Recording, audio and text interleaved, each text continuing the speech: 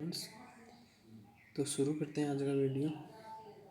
आज का टॉपिक है पर्स तनाव, बोले तो सरफेस टेंशन। तो बिना कोई देर किए वीडियो शुरू करते हैं। आज हमें पर्स तनाव के इम्पोर्टेंट क्वेश्चन डिस्कस करेंगे। तो फर्स्ट क्वेश्चन है द्रव का पर्स तनाव का मान। तो जो लिक्विड सरफेस टेंशन है उसकी वैल्यू टेम्परेचर के साथ डिक्रीज होती है, यानी कि ताप बढ़ाने के साथ साथ द्रव का पर्स तनाव घटता है। अगला क्वेश्चन है पर्स तनाव की उत्पत्ति का कारण। जो सरफेस टेंशन होता है इसकी ओरिजिन किसके कारण होती है। तो पर्स तनाव की उत्पत्ति का कारण है सहसंजक बल, यानी कि एक ही पदार्थ के अणुओं के बीच में लगने वाला बल। अगला क्वेश्चन है पर्स तनाव की विमा।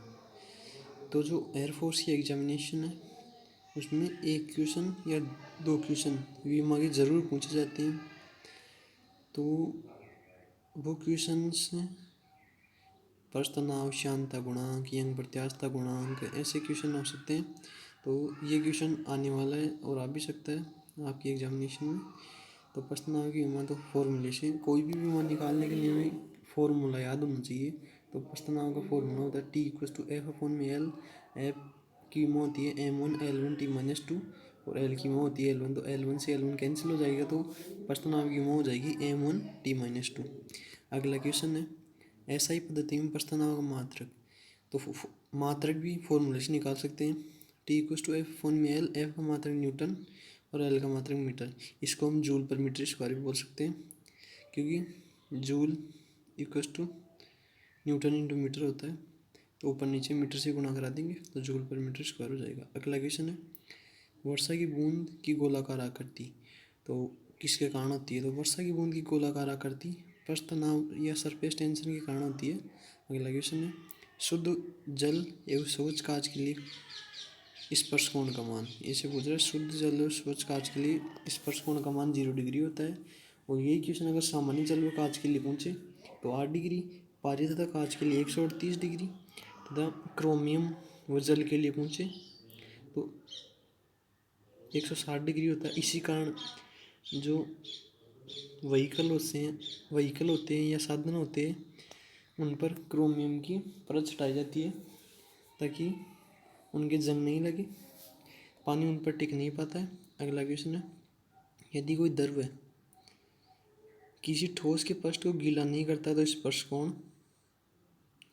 ऐसे बोल रहा है अगर यदि कोई द्रव किसी ठोस के पृष्ठ को गीला नहीं करता है तो स्पर्श कोण का मान होगा अधिक, निम्न। तो इसका आंसर अधिक हो जाएगा, अधिक। अगर कोई द्रव किसी ठोस के पृष्ठ को गीला नहीं करता तो स्पर्श कोण का मान अधिक होगा, और अगर गीला करता है तो स्पर्श कोण का मान न्यूनतम होगा। इसको चित्र द्वारा समझ सकते हैं। अगर गीला नहीं करता तो ये आकृति उत्तल होगी, और अगर गीला करता तो आकृति अवतल होगी। तो अवतल आकृति होगी तो स्पर्श कोण न्यूनतम, और उत्तल आकृति होने पर स्पर्श कोण अधिक होगा। अगला क्वेश्चन है केशिव तत्व के कारण द्रव नली में ऊपर चढ़ेगा यदि स्पर्श कोण। तो ऊपर चढ़ने के लिए स्पर्श कोण फॉर्मूला होता है हाइट का 2T cos आर रो जी। यहाँ पे टी पर सरफेस टेंशन, आर त्रिज्या, रो घनत्व और जी गुरुत्वीय त्वरण। तो अगर द्रव ऊपर चढ़ रहा है तो स्पर्श कोण का मान न्यून कोण होना चाहिए, क्योंकि अगर न्यून कोण होगा तभी कोस थीटा पॉजिटिव होएगा, तभी एच की वैल्यू पॉजिटिव आएगी। अगर कोस थीटा की वैल्यू 90 से 180 के बीच में हुई तो कोस की वैल्यू नेगेटिव आएगी, और नेगेटिव होने पर हाइट का वैल्यू नेगेटिव होगी। तो द्रव नली में नीचे आएगा, नहीं कि ऊपर चढ़ेगा। इसलिए स्पर्श कोण का मान न्यून कोण होगा, तभी द्रव नली में ऊपर चढ़ेगा। अगला क्वेश्चन है लोहे की सुई पानी पर तैरती है। तो लोहे की सुई पानी पर तैरती है, इस घटना का कारण क्या है। तो इस घटना का कारण भी पर्स तनाव ही है। अगला क्वेश्चन है केश नली में पारे की सतह की आकृति। तो केश नली में पारे की सतह की आकृति उत्तलाकार होती है, और अगर जल भरा जाए तो उसकी आकृति अवतलाकार होती है। अगला क्वेश्चन है जल का पर्स तनाव शून्य के तापमान पर होता है। तो जो पर्स तनाव होता है किसी द्रव्य का उसके क्रांतिक ताप पर शून्य होता है। तो जल का क्रांतिक ताप 376 डिग्री सेंटीग्रेड होता है। तो इसको केल्विन में चेंज करेंगे तो 643 केल्विन हो जाएगा। अगला क्वेश्चन है, क्वथनांक पर किसी द्रव्य का प्रश्नाव। ये बहुत ही important, very very important question है, ये एग्जाम में ज़रूर आएगा। तो है, क्वथनांक पर किसी द्रव्य का प्रश्नाव शून्य होता है कि क्वथनांक पर सतह मुक्त हो जाती है, क्योंकि क्वथनांक वह बिंदु होता है जहाँ पर वाष्प बनने की कगार पर रहती है, तो जो सतह होती है उस पर किसी प्रकार का फोर्स कार्य नहीं करता, तो पृष्ठ तनाव 0 होता है। और जो पृष्ठ की न्यूनतम